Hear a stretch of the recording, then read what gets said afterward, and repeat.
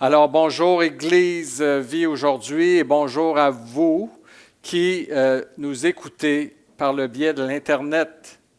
Vous êtes à l'Église Vie aujourd'hui et ce matin, le Seigneur a un message pour vous.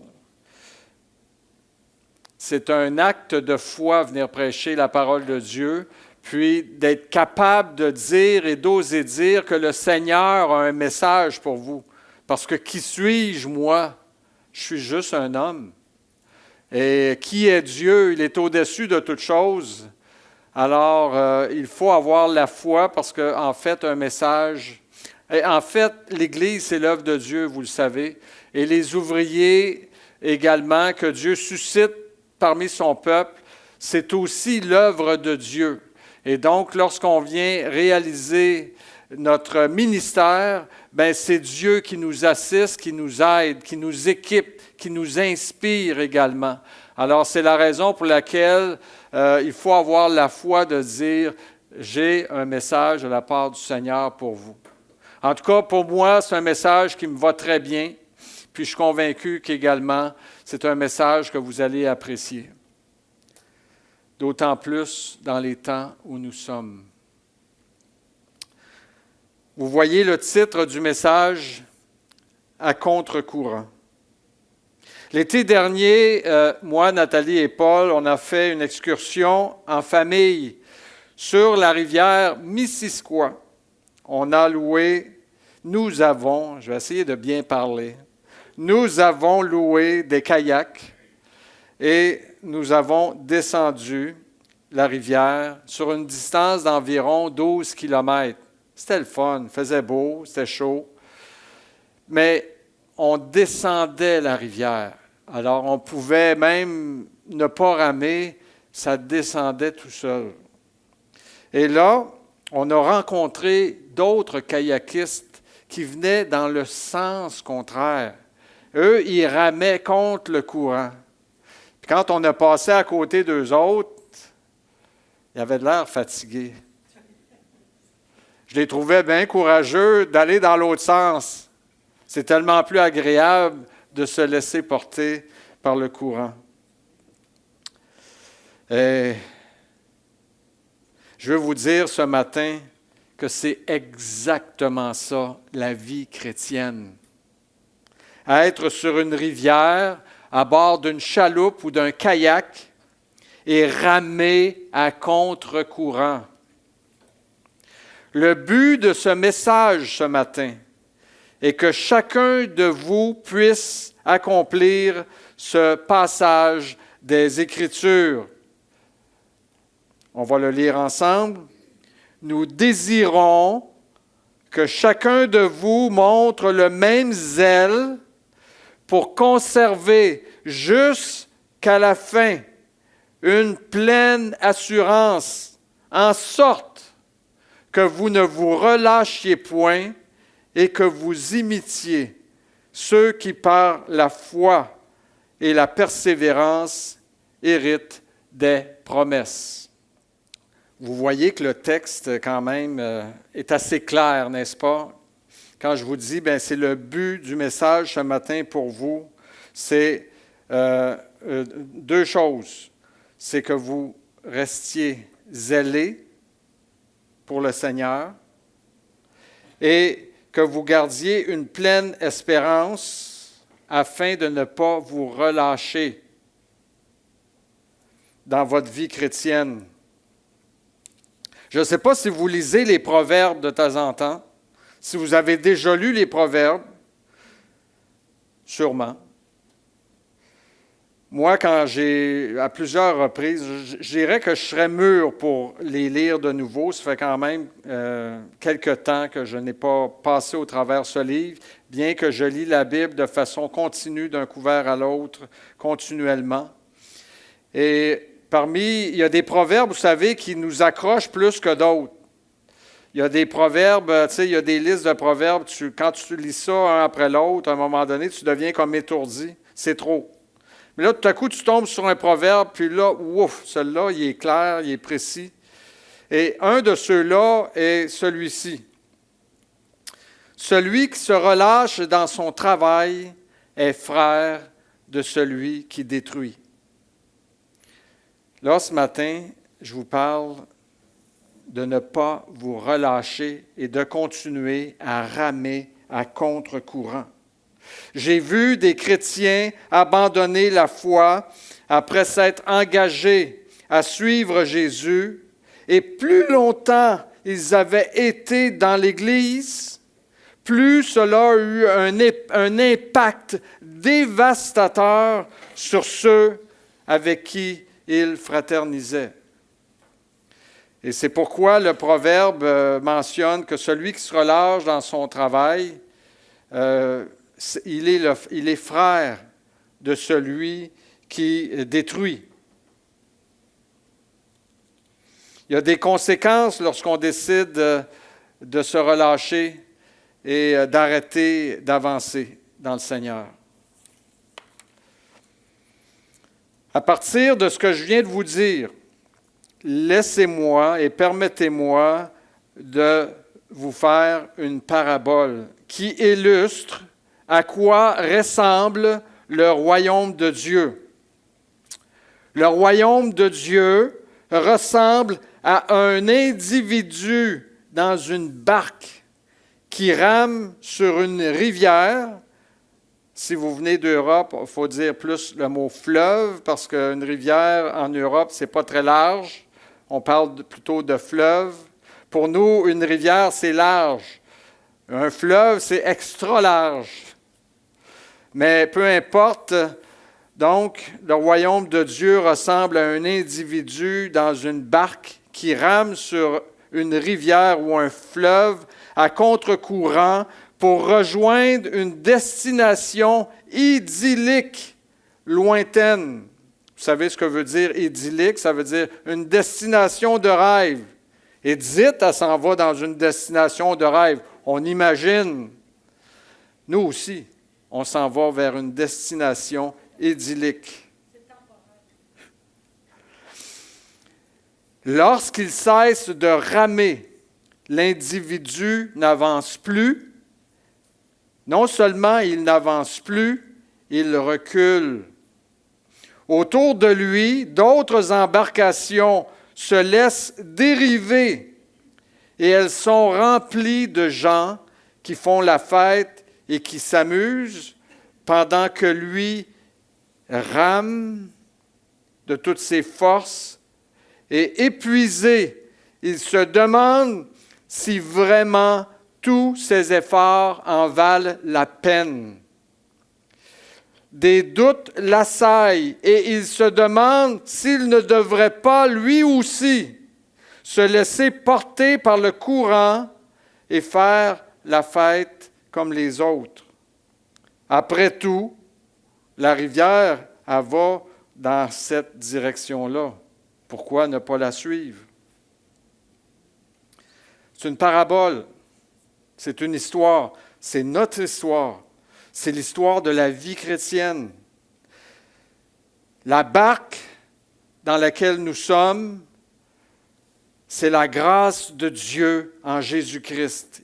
Il nous a été faite une grâce, frères et sœurs, une grâce extraordinaire, une grâce à la grandeur de Dieu.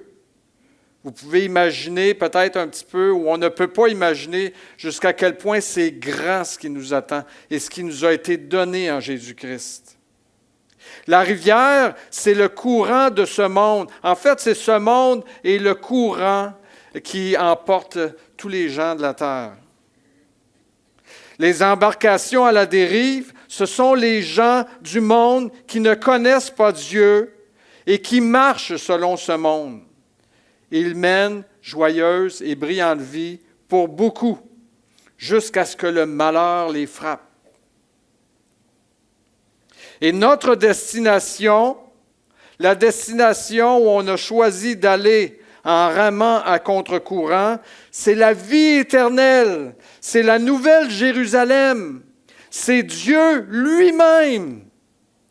Je veux voir Dieu. Je veux habiter avec Dieu. Avez-vous hâte de voir Dieu? Imaginez, on va voir Dieu, le Créateur du ciel et de la terre. On va pouvoir habiter avec lui. On n'aura plus besoin de soleil parce que c'est lui qui va être notre lumière éternellement.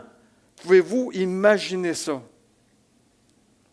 Les rames que nous avons, et nous sommes bénis dans le périple que nous entreprenons en Jésus-Christ, nous avons plusieurs rames. Notre foi en est une. La croix de Christ, qui est toute une puissance. L'apôtre Paul dit, la croix de Christ, c'est une puissance de Dieu pour ceux qui croient.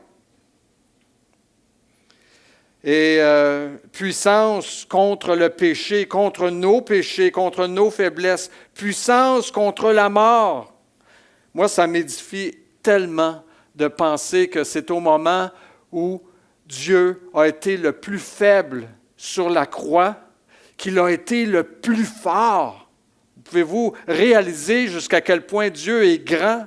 Au moment où il a été le plus faible, c'est là où il a vaincu la mort et c'est là où il a effacé tous les péchés de ceux qui croient en lui et du monde entier, parce que Jésus est mort pour les péchés du monde entier. Incroyable, n'est-ce pas? Quelle puissance! Nous avons également reçu comme rame le Saint-Esprit et les dons qu'il nous communique. Et Paul dit à Timothée, tu n'as pas reçu un esprit de timidité, mais de force, de sagesse et d'amour pour pouvoir continuer ton périple et ramer à contre-courant. Également, comme rame, nous avons la parole de Dieu. Moi, je suis tellement béni de pouvoir... Nous, on a plusieurs Bibles. On a plein de Bibles d'études. On a des petites Bibles, des grosses Bibles.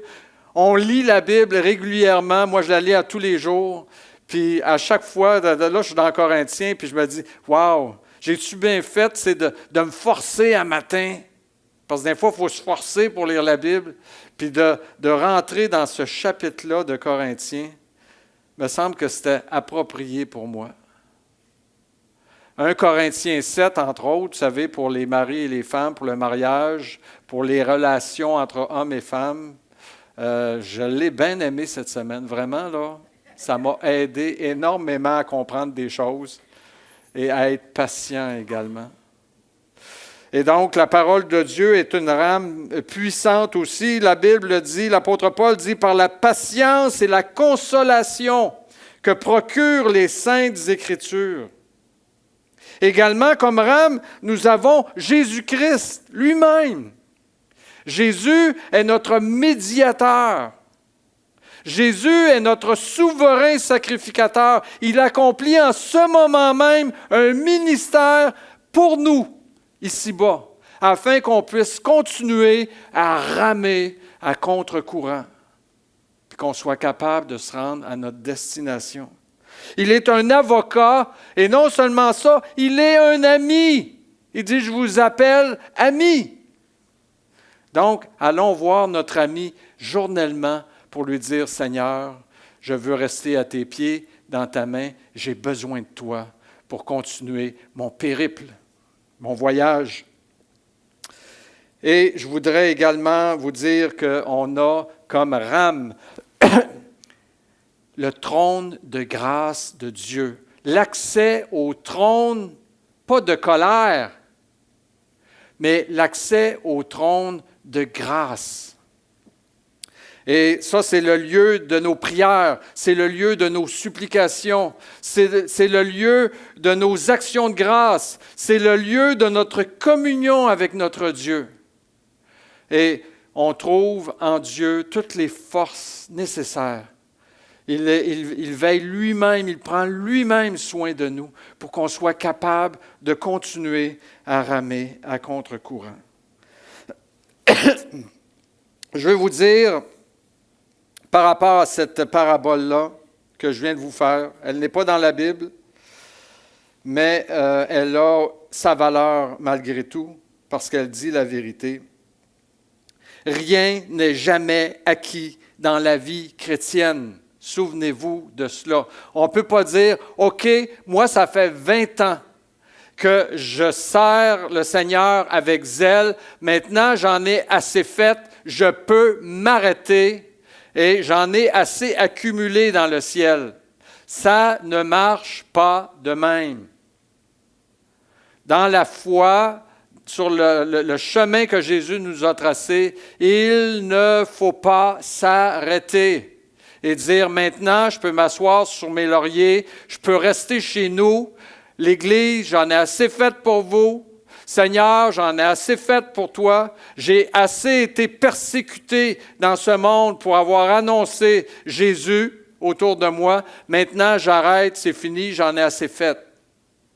On ne peut pas prendre rien pour acquis dans la vie chrétienne. On est appelé, premièrement, si tu arrêtes de ramer, tu vas aller dans le même sens que ce monde. C'est ça qu'il faut comprendre. On est sur une rivière qui coule. Le monde a un courant qui entraîne les gens vers une destination qui n'est pas celle qu'on veut atteindre. Alors, si on arrête, si on se relâche, on va être entraîné par le courant de ce monde.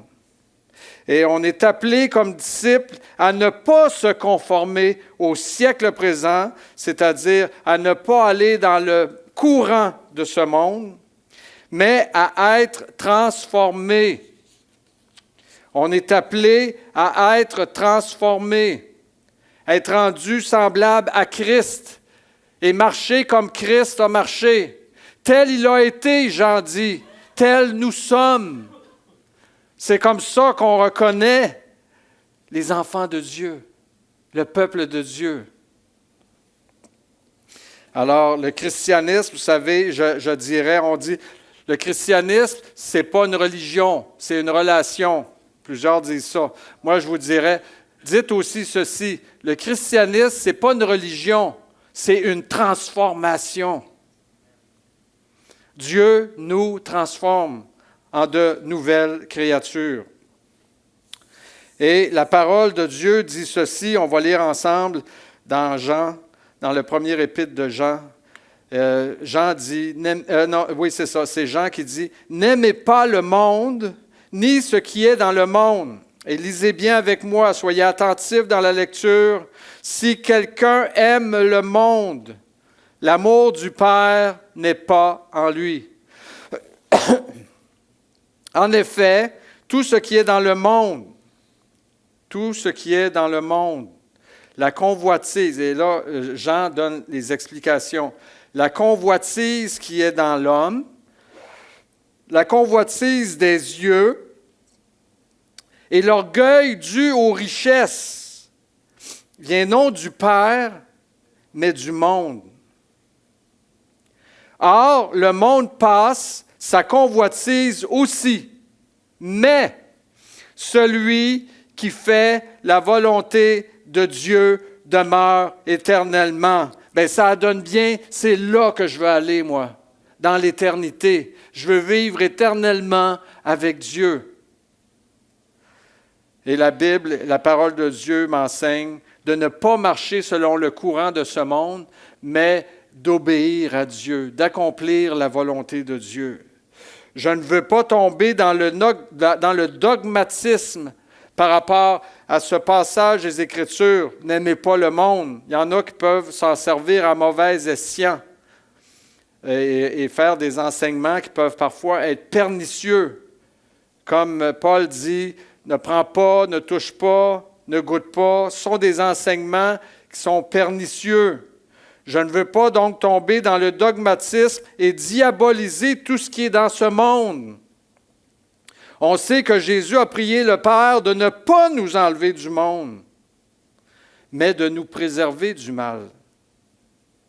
Jean nous parle ici, dans le texte qu'on a lu, de l'attitude de ceux qui périssent, de l'attitude de ceux qui se détournent de Dieu ou qui tournent le dos à Dieu pour vivre selon ce monde. Car ce qui compte pour eux, c'est la satisfaction de la chair Ils vivent pour eux-mêmes. L'accumulation des richesses de ce monde et bien paraître aux yeux des hommes. Ça va mal en Jésus-Christ parce que quand on porte l'opprobre de Christ, on ne paraîtra jamais bien aux yeux du monde. Vous comprenez? À partir du moment où tu commences à confesser Christ autour, puis tu commences à évangéliser les autres, tu ne parais pas bien. Alors, ceux qui veulent bien paraître, ils vont suivre le courant du monde. D'ailleurs, quand Jésus a fait son ministère, la parole de Dieu nous dit que plusieurs croyaient en lui, mais par crainte des hommes, ils n'osaient pas en faire l'aveu publiquement, aimant la gloire des hommes plus que la gloire de Dieu. Alors nous, on rame à contre-courant. Eh bien, nous devons, oui, effectivement, aller à contre-courant de ces choses. Face à la pensée de cesser de ramer, parce que c'est une tentation qui nous guette de vouloir arrêter de ramer. Le psaume 73 est un bon psaume pour nous donner de la conviction et de la détermination. Je vous invite cette semaine à le lire chez vous et à le méditer. Ça va vous encourager parce qu'Asaph, c'est un gars qui était drôlement consacré à l'Éternel dans l'Ancien Testament. Il est l'auteur de plusieurs psaumes. C'était un peu Asaph comme Roger. Il s'occupait de la louange dans le temple, vous comprenez? Et il était là pour amener le peuple de Dieu qui venait adorer au temple. Il était là pour leur communiquer un encouragement spirituel. Et il écrivait des psaumes sur Dieu pour amener le peuple à comprendre et à connaître et à adorer Dieu comme il doit être adoré. Et donc, Asaph a écrit un super beau psaume, le psaume 73, et on va parler dans le psaume 73, d'abord de ceux qui se laissent dériver. Vous allez voir, le psaume 73, il est fait sur mesure pour mon message. Parce que la première partie, c'est pour ceux qui se laissent dériver, puis la deuxième partie, c'est pour ceux qui, comme nous, rament. Alors, lisons ensemble. Oui, Dieu est bon pour Israël, pour ceux qui ont le cœur pur. Toutefois, mon pied allait fléchir. Voyons donc, Asaph, on n'aurait pas pensé ça de toi. Mes pas étaient sur le point de glisser, car je portais envie aux insensés. En voyant le bonheur des méchants, je les enviais. J'enviais leur bonheur. Rien ne les tourmente jusqu'à leur mort. Soyez pas surpris, ça se passe encore à plein dans notre société. Donc, en voyant le bonheur des méchants, j'étais troublé. Rien ne les tourmente jusqu'à leur mort et leur corps est chargé d'embonpoint, de biens aussi matériels et de tout ce que le monde peut offrir. Et il continue en disant, « Ils n'ont aucune part aux souffrances humaines. Ils ne sont point frappés comme le reste des hommes. Aussi, l'orgueil leur sert de collier. La violence est le vêtement qui les enveloppe. L'iniquité sort de leurs entrailles et les pensées de leur cœur se font jour. » Et je vais aller tout de suite au psaume, au verset 12, où Asaph va déclarer « Ainsi sont les méchants, toujours heureux, ils accroissent leur richesse. » Et là, je regarde Eva, puis je me dis « Bravo, Marc, tu as manqué à ton engagement. Eva, je ne t'ai pas fait venir en avant au début, mais je vais te faire venir après le message. D'accord, Eva? Merci de ta miséricorde envers moi, Eva. Vois-tu, je suis un homme. Et donc, ceux qui pensent que les méchants vivent dans la culpabilité et qu'ils sont malheureux, qui ont de la misère à dormir la nuit, vous êtes dans l'erreur. Enfin, selon ce qu'on lit dans le psaume 73. Maintenant, Asaph continue, et là, il va parler des justes. On va lire ensemble un peu plus loin ce qui est écrit, versets 13 à 17. Asaph dit, dans un premier temps, son combat, son doute est là. C'est donc en vain que j'ai purifié mon cœur quand je regarde les méchants, les gens insensés, ceux qui mènent joyeuse et brillante vie. J'ai purifié mon cœur, mais c'est en vain. Et c'est en vain que j'ai lavé mes mains dans l'innocence. C'est en vain que je rame. C'est ça que Asaph est en train de dire. Je rame comme un fou, mais à un moment donné, je me dis, oh, pourquoi je rame? Chaque jour, je suis frappé. Tous les matins, mon châtiment est là.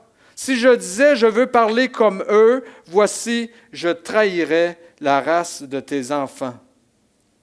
On peut parfois voir la vie chrétienne comme un châtiment. Ça ne devrait pas, là, on devrait tout dire, oh, pardonne-moi cette mauvaise pensée.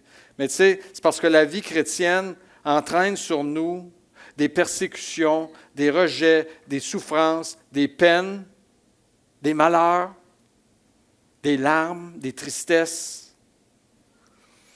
Alors, c'est dans ce sens-là où Asaph va dire, « Moi, tous les matins, mon châtiment est là. »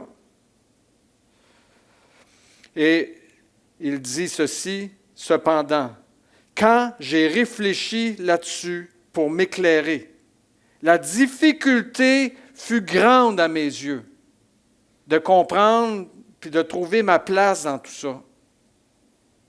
Jusqu'à ce que j'eusse pénétré dans les sanctuaires de Dieu et que j'eusse pris garde au sort final des méchants. » Ce qu'on découvre quand on rentre dans les sanctuaires de Dieu, ce qu'on découvre, c'est premièrement que Dieu est saint, que Dieu n'a aucun péché en lui, n'a aucune faute en lui, et que sa justice est éternelle. Alors, ce que Asaph a découvert dans les sanctuaires de Dieu, c'est que seul le juste habitera avec Dieu, mais que le méchant n'habitera jamais avec Dieu, parce que Dieu est saint et il est juste. Et nul ne peut habiter avec lui. Nul ne peut habiter avec lui que ceux qui sont en Jésus-Christ et qui sont lavés de leurs péchés et qui ont revêtu la justice que Christ a accomplie pour eux, parce que Dieu est saint et que sa justice est éternelle. C'est ce qu'on découvre quand on rentre dans les sanctuaires de Dieu et qu'on découvre la vérité sur Dieu et qu'on découvre qui est Dieu. Et souvenons-nous encore une fois de ce qu'on a lu dans Jean. Le monde passe, sa convoitise aussi, mais celui qui fait la volonté de Dieu demeure éternellement. Alors Asaph a considéré quel était le sort final du méchant. Et nous aussi, les Écritures nous le disent, nous l'enseignent. Il y a 45 ans, j'ai commencé à ramer à contre-courant et la tentation de suivre le courant de ce monde s'est présentée à moi à bien des occasions, comme à vous également, je le sais. Je n'ai pas toujours été vainqueur dans ce combat, Mais par la grâce de Dieu, aujourd'hui, je rame. Et je veux ramer. Et je demande à Dieu de m'aider à ramer jusqu'à ma destination finale. Je ne veux pas me relâcher, même si c'est plus épuisant aller à contre-courant que de se laisser porter par le courant. Je veux imiter ceux qui, par la foi et la persévérance, héritent des promesses. Ça reste difficile pour moi, comme pour vous, parce qu'on rame à contre-courant. On rame contre le courant de ce monde. La parole de Dieu dit que le monde entier est sous la puissance, non pas de Dieu, mais est livré à la puissance du diable. Et le diable, qu'est-ce qu'il fait? Il dirige les nations vers leur perte, vers leur destruction. Alors, ça reste difficile parce que avoir une vie de piété, c'est ramer à contre-courant. M'afficher comme chrétien, être la lumière du monde dans ma famille et auprès de ceux que je côtoie, c'est ramer à contre-courant. Mettre en pratique le sermon sur la montagne et obéir à Christ. Parce que le sermon sur la montagne, vous savez, c'est un peu la loi de Christ. On n'est plus sous la loi de l'Ancien Testament. On est sous la loi de Christ. Mais pratiquer le sermon sur la montagne, c'est-à-dire l'enseignement de Jésus-Christ pour ma vie, c'est ramer à contre-courant. En effet, parce que le sermon sur la montagne nous parle entre autres de pardon.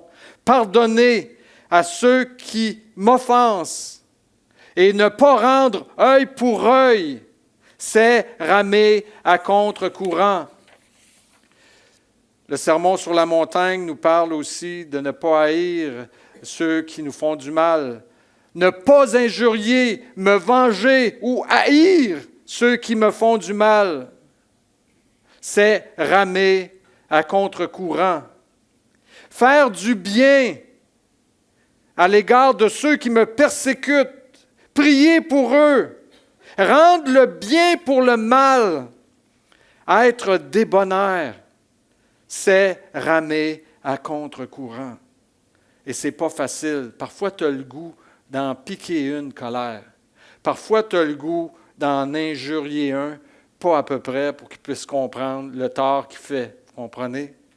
Parfois, on a le goût de retenir les offenses de quelqu'un, parce que ça nous a fait mal, puis on a le goût qu'il arrive un petit malheur.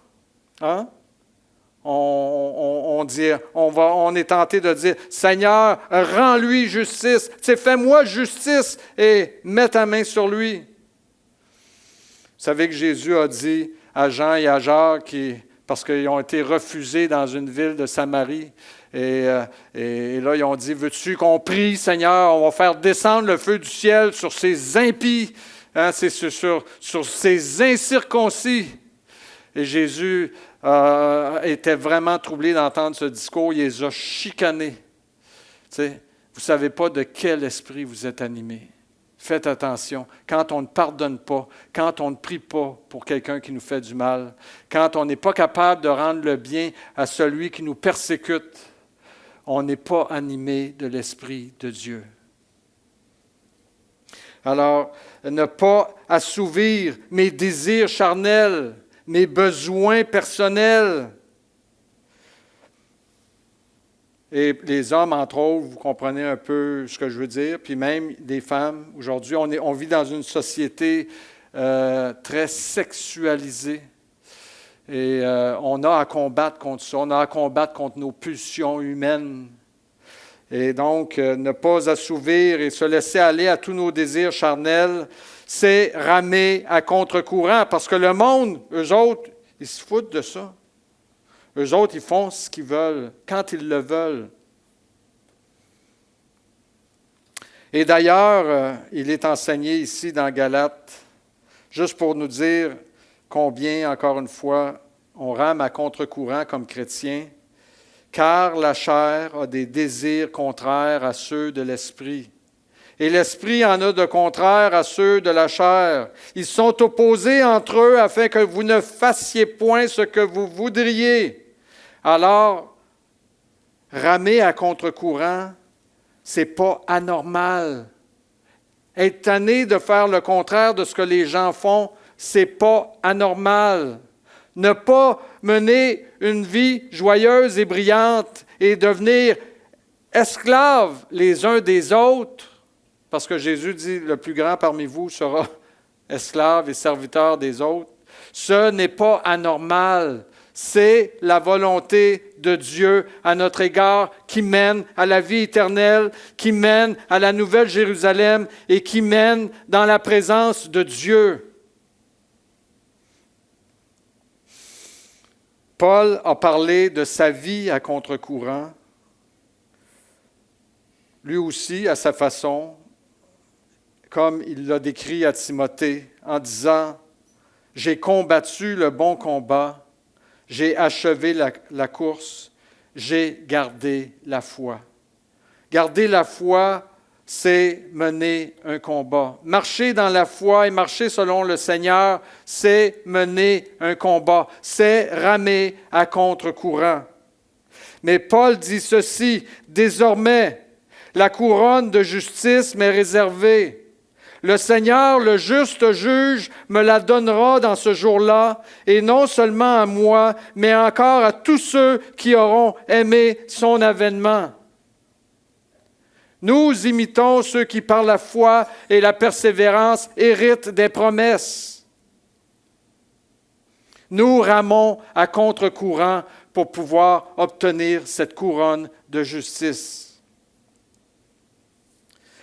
Nous arrivons, et je veux vous dire, frères et sœurs, le Seigneur, ce matin, comme dans plusieurs messages qui sont apportés à l'Église Vie aujourd'hui, veut nous équiper, veut nous armer, veut nous fortifier pour les temps aussi qui s'en viennent, qui ne seront pas faciles. Il n'y a pas personne qui veut rentrer en guerre, mais ce qu'on réalise aujourd'hui, c'est qu'il y a toutes sortes de façons de faire la guerre au pays. On peut faire des guerres militaires, on peut faire des guerres économiques. Et cette semaine, j'ai envoyé un courriel pour demander à l'Église de prier pour les gouvernements et les autorités, afin que nous puissions vivre dans la paix. Et moi, ma prière, c'est que ce soit le président Trump, le premier ministre Trudeau, Legault, ou tous les dirigeants de ce monde, ma prière, c'est « Seigneur, dispose leur cœur afin qu'ils recherchent la paix et non la guerre. » Malheureusement, l'esprit de ce monde pousse les hommes à se liguer les uns contre les autres. Et c'est pour ça que Jésus, sachant que dans les derniers temps, Satan prendrait de plus en plus d'emprise dans ce monde, a dit, il y aura une nation contre une nation, un pays contre un pays, un royaume contre un royaume. Pourquoi? Parce que Satan s'appelle le destructeur. Il est le prince de la mort. Si les hommes s'entretuent, il va regarder Dieu avec un beau petit sourire en disant « Oh, regarde ce que tu as créé, mon ami. Oh, regarde ce que j'en ai fait, moi. Oh, regarde ton œuvre, Seigneur. » Je veux terminer mon message en vous racontant une vision. Et la vision que je vais vous donner, je l'ai eue, j'étais jeune dans la foi, j'avais juste quelques mois de vie chrétienne. Et ce n'est pas une vision d'hurlu-berlu, OK? Puis je ne veux pas apporter cette vision dans le but de bien paraître devant vous, de trouver du prestige, loin de là. Ce que je réalise, par contre, c'est que si Dieu m'a donné une vision, la Bible dit, vos jeunes auront des visions, vos vieillards auront des songes. n'est-ce pas? Je répandrai de l'Esprit sur toute chair. Quand Dieu a répandu son Esprit sur moi, ça l'a frappé et ça l'a fait séduire. Et je sais que Dieu savait qu'un jour, je serais dans les derniers jours comme pasteur d'une église et que j'aurais une influence sur les gens. Et je sais également que face aux mauvais jours, Dieu a été tellement bon pour moi. Il m'a souvent avisé d'avance pour que je sache que, OK, Marc, prends sur toi, reste calme. Je te l'ai dit d'avance que ça s'accomplirait, puis ça s'accomplit. C'est parce que je suis avec toi. OK? Dieu est avec nous. Dieu est avec son peuple. Et cette vision, nous étions dans un stade sans fin, où des millions de personnes étaient là dans l'attente de ce qui va arriver. Et là, dans un ciel bleu limpide, 2 hommes sont apparus du ciel. Et là, tout le monde était là. « Wow, wow, wow, quel prodige! » Que ces gens arrivent comme ça, du ciel, comme s'ils volaient. Et un de ces personnages-là était habillé, vous allez le reconnaître. Puis encore une fois, je vous livre, je ne veux pas que vous partiez des histoires puis que vous dérapiez là-dessus, loin de là. Je vous dis juste qu'est-ce que j'ai vu. Et j'ai vu, un de ces hommes était facilement reconnaissable. Il avait une tiare et tous les habits papales. Et l'autre à côté, j'essayais de voir son visage, mais c'était comme flou. C'était impossible de savoir qui il était. Et tout à coup, les 2 personnages se sont changés en 2 oiseaux. Et ils ont volé autour de moi, et un s'est retrouvé devant moi, et l'autre à côté de moi. Je ne me souviens pas lequel, mais il y en a un qui s'est retrouvé à côté de moi. Et il a pris un livre et il l'a mis sur mes genoux. Et il dit, Marc, il dit, je vais te montrer les gouvernements du monde. Et il tournait les pages, je ne pourrais pas exprimer qu'est-ce que j'ai vu. Mais j'ai été saisi d'une terreur, un peu comme Daniel après son songe, après avoir vu les gouvernements de ce monde. C'est exactement ça. J'ai été saisi d'une terreur, d'un effroi, et je suis tombé à genoux. Et l'Esprit a prié. Je n'ai jamais prié avec une telle puissance et une telle force depuis 45 ans que je suis au Seigneur que cette fois-là, où ma prière, qui est une prière qui a été expulsée par le Saint-Esprit, était une prière de supplication. Seigneur, je t'en supplie, reviens, reviens, Seigneur. Je ne veux pas jouer au prophète ce matin en cherchant à identifier des personnages, en essayant d'identifier des gouvernements. Cependant, je sais que des temps difficiles vont venir. Et est-ce maintenant ou sera-ce dans 10 ans? Je ne le sais pas. Ce que je sais cependant, c'est que c'est le temps plus que jamais de ramer à contre-courant. C'est le temps plus que jamais de ne pas perdre notre zèle et notre ferveur pour Christ. C'est le moment de continuer à combattre avec la force que Dieu nous donne le bon combat de la foi. Pourquoi? Parce que Jésus est proche. Vous savez, l'âge d'or d'une nation, là, l'âge d'or d'une nation, ça n'existera pas. Dieu nous a fait connaître dans le livre de Daniel dans quel temps nous sommes aujourd'hui. La statue à la tête d'or est passée, ça fait déjà des millénaires. Nous sommes rendus à l'époque de gouvernements qui sont comme figurés par le fer et l'argile. Et ce sont le fer et l'argile, ce sont des alliances entre des pays très puissants, soutenus et qui vont être soutenus par un système religieux, conçu pour amener les populations à aduler un homme qui va être très puissant sur la terre et tellement arrogant qu'il va se proclamer lui-même Dieu. Et quand on parle de religion, la technologie aujourd'hui est aussi devenue une religion. Et un moyen de propagande jamais vu dans l'humanité. Selon toute vraisemblance, quand on considère le temps des nations actuelles, la situation actuelle politique, sociale des nations sur terre, et quand on considère ce que disent les Écritures, nous sommes rendus là. Comment cela va-t-il se faire? Quand? Je ne peux pas le dire. On sait juste que ça va arriver.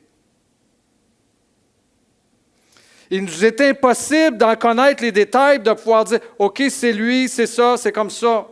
Mais quand ça va arriver exactement comme c'est écrit dans les Écritures. Je n'ai pas ma Bible ici, là, mais c'est écrit dans les Écritures. Et voici ce qui est écrit, entre autres, dans les Écritures. Je ne l'ai pas à l'écran, je vais vous le lire. Et c'est Paul qui parle. Et il dit, « Ne vous laissez pas facilement ébranler dans votre bon sens et ne vous laissez pas troubler non plus, soit par quelques inspirations, soit par quelques paroles, soit par quelques lettres qu'on dirait venir de nous, comme si le jour du Seigneur était déjà là. Que personne ne vous séduise d'aucune manière, car il faut que, deux choses, l'apostasie soit arrivée auparavant. Et l'apostasie, c'est l'abandon de la foi. On se détourne de Christ pour suivre Dieu. C'est facile quand on est un homme tout-puissant ou un homme politique, peu importe dans quel pays, de dire « Dieu est avec moi ». OK, mais j'aimerais ça entendre que Jésus-Christ est avec toi.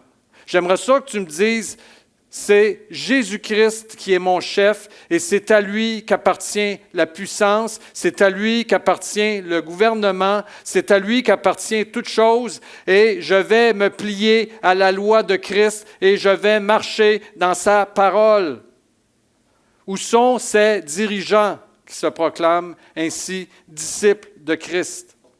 Vous n'en verrez pas. Je vous le dis tout de suite, vous n'en verrez pas. Ce sont des temps, justement, à séduire les élus, s'il était possible, parce que tout ça va se faire au nom de Dieu. Et vous savez que ce ne sera pas la première fois, parce que Jésus a dit, puis les apôtres, les disciples et bien du monde, avant nous, dans les siècles passés, comme chrétiens, ont été mis à mort par des gens qui croyaient rendre un culte à Dieu, en mettant à mort les chrétiens. Alors, il faut que l'apostasie soit arrivée auparavant et, deuxièmement, qu'on ait vu paraître l'homme du péché.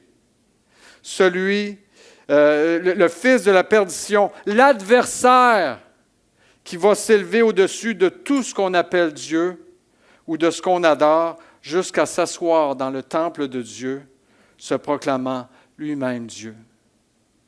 Frères et sœurs, pour ça, vous savez, Dieu m'a montré des choses il y a bien des années. Puis, si c'était un rêve, j'ai fait des milliers de rêves. Mais j'ai eu juste quelques visions. Il y a une grosse différence entre une vision et un rêve. Et ça, je sais que c'est une vision. Et je sais que ces choses vont arriver probablement. Et je l'espère, parce que j'ai hâte que Jésus revienne. Je prie pour que le Seigneur revienne bientôt. Et je crois que ces choses vont sans doute arriver alors que je vais être encore sur terre. Maintenant, comment cela va-t-il se passer? On est tous des spectateurs à regarder autour de nous, à écouter, puis à voir comment les nations évoluent.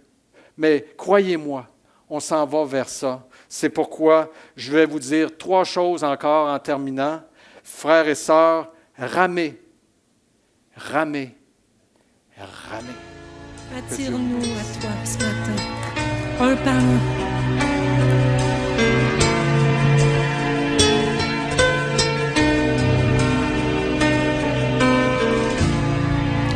Attire-moi à toi, ne me laisse pas, je veux tout abandonner et restaurer notre amitié. Tu es mon désir, je ne veux que toi, rien ne peut te remplacer. Dans tes bras je suis rassurée.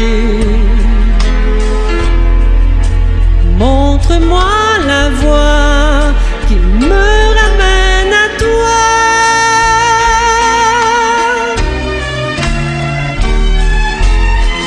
Tu es tout pour moi,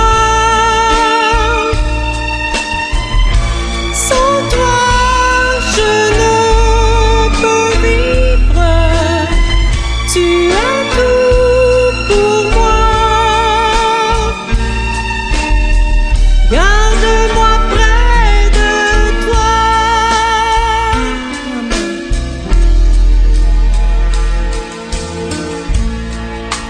Tu es mon désir. Allez tout le monde.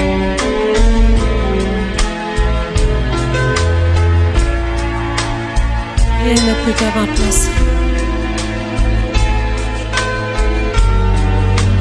Dans tes bras, je suis rassurée.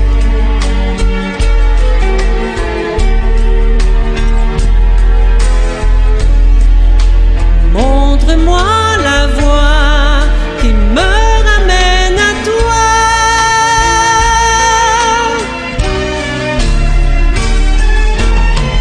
Tu es tout pour moi, sans toi je ne peux vivre. Tu es tout pour moi,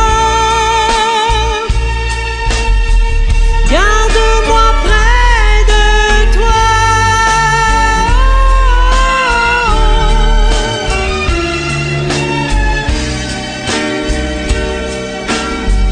Garde-moi près de toi.